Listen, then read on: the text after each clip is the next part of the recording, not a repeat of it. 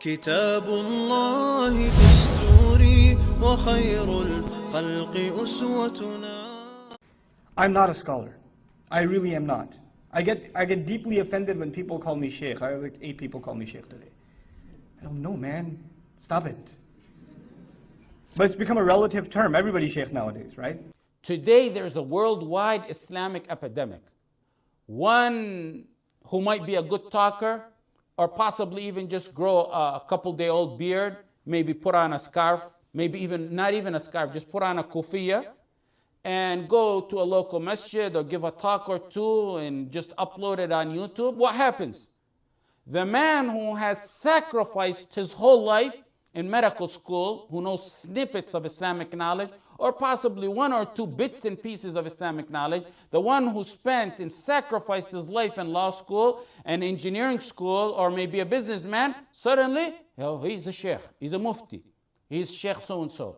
He begins to speak so boldly in matters of the destiny of this ummah, the Sahaba and the 4 Imams would have backed away from. But understand, there's a difference between people that are somewhat knowledgeable, that may know a little more than you do, and actual scholars, actual research scholars, you know.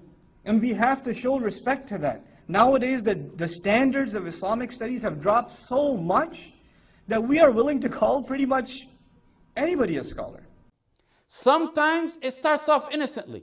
That's the truth of the matter.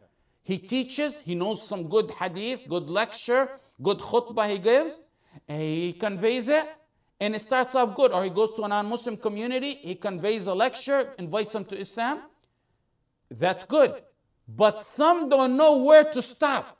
Suddenly after he speaks in the local community and begins to wear his kufiya out a lot, and then a few-day-old beard, or possibly sometimes you go to Hajj and come back and he's a sheikh and a mufti from going back to Hajj, or go to Medina for Umrah and come back, or he went back to Medina. What's his knowledge? What's his sheikh? Oh, he went to Medina. How long did he stay in Medina? 3 weeks. What did he get in 3 weeks?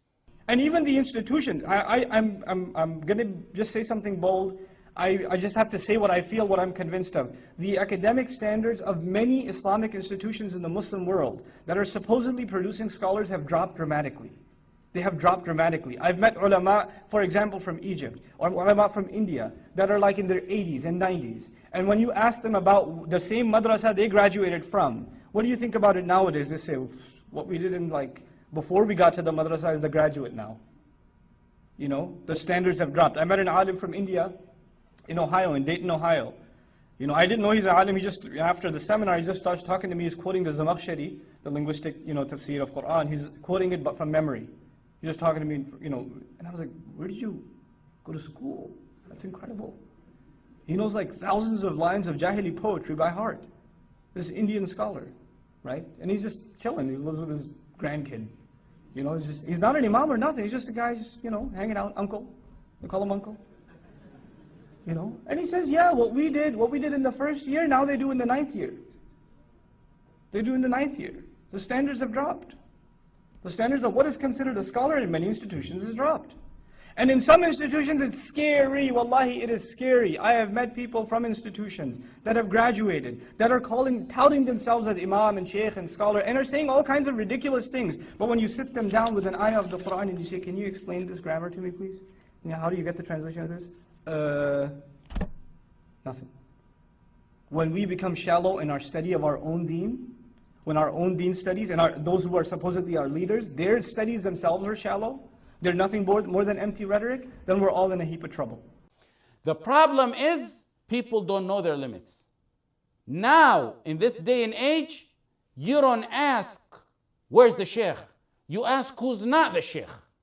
You just present a question, Islamic question in any field, in any surrounding, and just see the people. And see who will say, well, Allahu A'lam. Let's consult the sheikh, see how rare that is.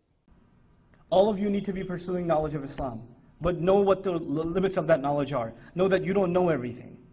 Know that فَوْقَ كُلِّ ذِي عِلْمٍ عَلِيمٍ. There's someone above, someone who has more knowledge above. Somebody on the way here, I was asked about, whether we can combine Maghrib and Isha. I was like, I don't know. I'm not going to answer a fiqh question. I'm not a faqih. I'm going to know my limits. Young people have to know their limits. When you're young, you think you know everything. I was there too. I've been there, believe me. Thank God those videos are not on YouTube. So, right? So, you know, that's a really strong bit of advice I have for you.